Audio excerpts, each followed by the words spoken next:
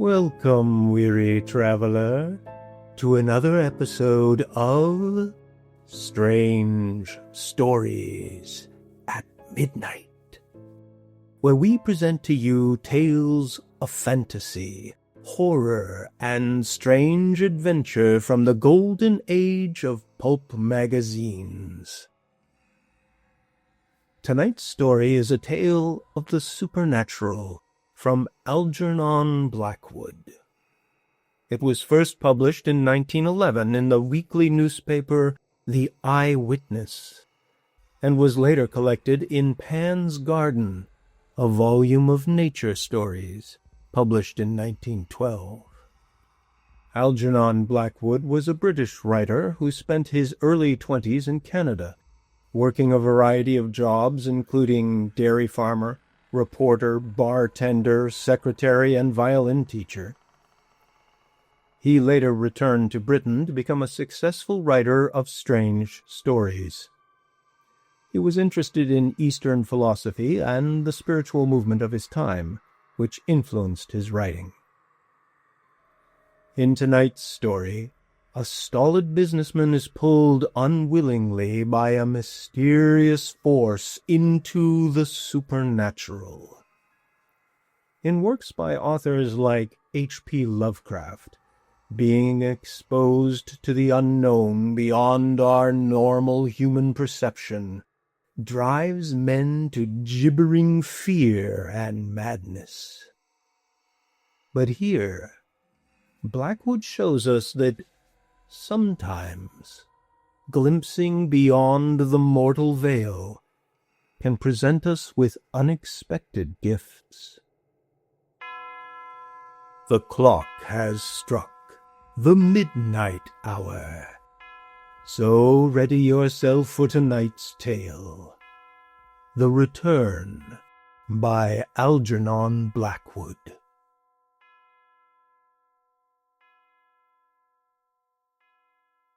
It was curious, that sense of dull uneasiness that came over him so suddenly. So stealthily at first he scarcely noticed it, but with such marked increase after a time that he presently got up and left the theatre. His seat was on the gangway of the dress circle, and he slipped out awkwardly in the middle of what seemed to be the best and jolliest song of the piece. The full house was shaking with laughter. So infectious was the gaiety that even strangers turned to one another, as much as to say, "Now, isn't that funny?" It was curious, too, the way the feeling first got into him at all. And in the full swing of laughter, music, light-heartedness, for it came as a vague suggestion. "I've forgotten something I meant to do, something of importance. What in the world was it now?" And he thought hard, searching vainly through his mind, then dismissed it as the dancing caught his attention. It came back a little later again, during a passage of long-winded talk that bored him, and set his attention free once more. But came more strongly this time, insisting on an answer. What could it have been that he had overlooked, left undone, omitted to see to? It went on nibbling at the subconscious part of him. Several times this happened, this dismissal and return, till at last the thing declared itself more plainly, and he felt bothered, troubled, distinctly uneasy. He was wanted somewhere. There was somewhere else he ought to be.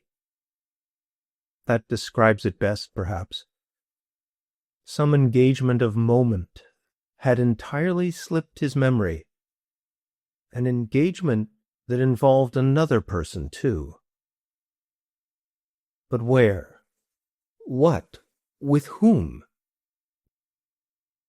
And at length this vague uneasiness amounted to positive discomfort, so that he felt unable to enjoy the piece, and left abruptly. Like a man to whom comes suddenly the horrible idea that the match he lit his cigarette with and flung into the waste-paper basket on leaving was not really out. A sort of panic distress. He jumped into a taxicab and hurried to his flat to find everything in order, of course. No smoke, no fire, no smell of burning. But his evening was spoiled. He sat smoking in his armchair at home. This businessman of 40, practical in mind, of character some called stolid, cursing himself for an imaginative fool. It was now too late to go back to the theatre. The club bored him. He spent an hour with the evening papers, dipping into books, sipping a long, cool drink, doing odds and ends about the flat. "I'll go to bed early for a change," he laughed. But really all the time fighting. Yes, deliberately fighting. This strange attack of uneasiness that so insidiously grew upwards, outwards from the buried depths of him that sought so strenuously to deny it. It never occurred to him that he was ill.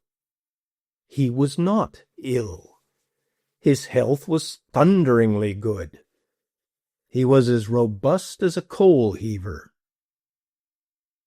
The flat was roomy, high up on the top floor, yet in a busy part of town, so that the roar of traffic mounted round it like a sea. Through the open windows came the fresh night air of June.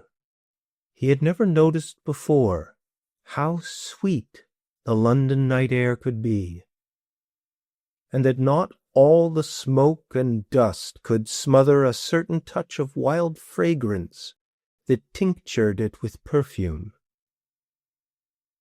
Yes, almost perfume, as of the country.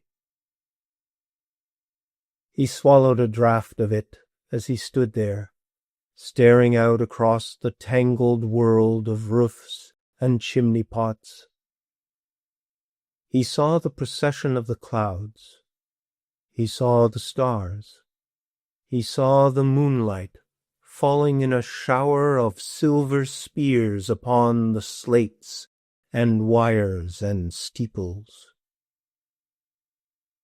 And something in him quickened, something that had never stirred before. He turned with a horrid start, for the uneasiness had of a sudden leaped within him like an animal. There was someone in the flat. Instantly, with action, even this slight action, the fancy vanished. But all the same, he switched on the electric lights and made a search, for it seemed to him that someone had crept up close behind him while he stood there watching the night. Someone, moreover, whose silent presence fingered with unerring touch both this new thing that had quickened in his heart and that sense of original deep uneasiness. He was amazed at himself, angry, indignant that he could be thus foolishly upset over nothing, yet at the same time profoundly distressed at this vehement growth of a new thing in his well-ordered personality. Growth? He dismissed the word the moment it occurred to him. But it had occurred to him. it stayed. While he searched the empty flat, the long passages, the gloomy bedroom at the end, the little hall where he kept his overcoats and golf sticks, it stayed. Growth. It was oddly disquieting. Growth to him involved, though he neither acknowledged nor recognized the truth perhaps, some kind of undesirable changeableness, instability, unbalance.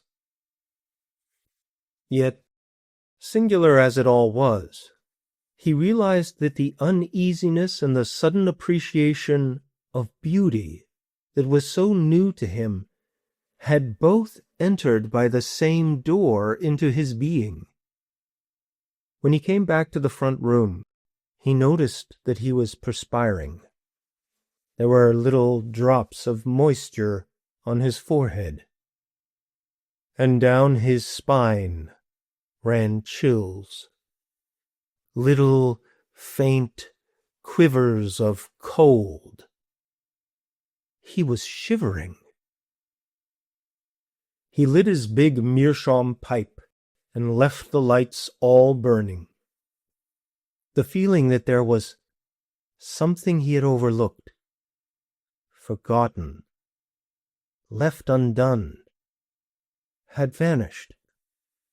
Whatever the original cause of this absurd uneasiness might be, he called it absurd on purpose, because he now realized in the depths of him that it was really more vital than he cared about. It was much nearer to discovery than before. It dodged about, just below the threshold of discovery. It was as close as that. Any moment he would know what it was. He would remember. Yes, he would remember. Meanwhile, he was in the right place. No desire to go elsewhere afflicted him, as in the theater. Here was the place. Here, in the flat. And then it was, with a kind of sudden burst and rush, it seemed to him the only way to phrase it, memory gave up her dead.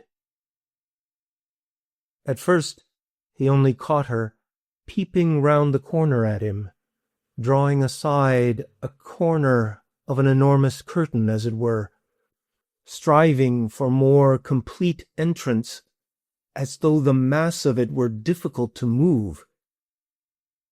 But he understood. He knew. He recognized. It was enough for that, as an entrance into his being, heart, mind, soul, was being attempted, and the entrance, because of his stolid temperament, was difficult of accomplishment. There was effort, strain. Something in him had first to be opened up, widened, made soft and ready, as by an operation, before full entrance could be effected. This much he grasped, though for the life of him he could not have put it into words. Also, he knew who it was that sought an entrance. Deliberately from himself he withheld the name. But he knew as surely as though Strawn stood in the room and faced him with a knife, saying, "Let me in! Let me in! I wish you to know I'm here. I'm clearing away. You recall our promise." He rose from his chair and went to the open window again. The strange fear slowly passing. The cool air fanned his cheeks. Beauty, till now, had scarcely ever brushed the surface of his soul. He had never troubled his head about it. It passed him by, indifferent. And he had ever loathed the mouthy prating of it on others' lips. He was practical. Beauty was for dreamers, for women, for men who had means and leisure. He had not exactly scorned it. Rather, it had never touched his life. To sweeten, to cheer, to uplift. Artists for him were like monks, another sex almost, useless beings who never helped the world go round. He was for action, always. Work, activity, achievement, as he saw them. He remembered Strawn vaguely. Strawn, the ever impecunious friend of his youth. Always talking, color, sound, mysterious, ineffectual things. He even forgot what they had quarreled about. If they had quarreled at all, even. Or why they had gone apart all those years ago. And certainly he had forgotten any promise. Memory as yet only peeped at him round the corner of that huge curtain at him, tentatively, suggestively, yet he was obliged to admit it, somewhat winningly. He was conscious of this gentle, sweet seductiveness that now replaced his fear. And as he stood now, at the open window, peering over huge London, beauty came close and smote him between the eyes. She came blindingly, with her train of stars and clouds and perfumes. Night, mysterious, myriad-eyed, and flaming across her sea of haunted shadows, invaded his heart and shook him with her immemorial wonder and delight. He found no words, of course, to clothe the new, unwanted sensations. He only knew that all his former dread, uneasiness, distress, and with them this idea of growth that had seemed so repugnant to him, were merged, swept up, and gathered magnificently home into a wave of beauty that enveloped him. See it and understand, ran a secret inner whisper across his mind. He saw. He understood. He went back and turned the lights out. Then he took his place again at that open window, drinking in the night. He saw a new world. A species of intoxication held him. He sighed. As his thoughts blundered for expression among words and sentences that knew him not, but the delight was there, the wonder, the mystery. He watched with heart alternately tightening and expanding. The transfiguring play of moon and shadow over the sea of buildings, he saw the dance of the hurrying clouds, the open patches into outer space, the veiling and unveiling of that ancient silvery face, and he caught strange whispers of the hierophantic, sacerdotal power that has echoed down the world since time began, and dropped strange, magic phrases into every poet's heart since first God dawned on chaos. The beauty of the night. A long time passed. It may have been 1 hour, it may have been 3, when at length he turned away and went slowly to his bedroom. A deep peace lay over him. Something quite new and blessed had crept into his life and thought. He could not quite understand it all. He only knew that it uplifted. There was no longer the least sign of affliction or distress. Even the inevitable reaction that set in could not destroy that. And then, as he lay in bed, nearing the borderland of sleep, suddenly, and without any obvious suggestion to bring it, he remembered another thing. He remembered the promise. Memory got past the big curtain for an instant and showed her face. She looked into his eyes. It must have been a dozen years ago when Strawn and he had made that foolish, solemn promise that whoever died first should show himself, if possible, to the other.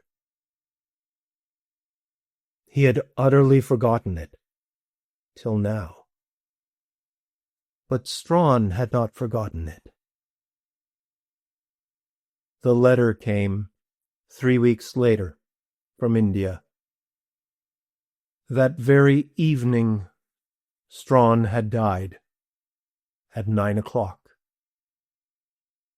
And he had come back in the beauty that he loved.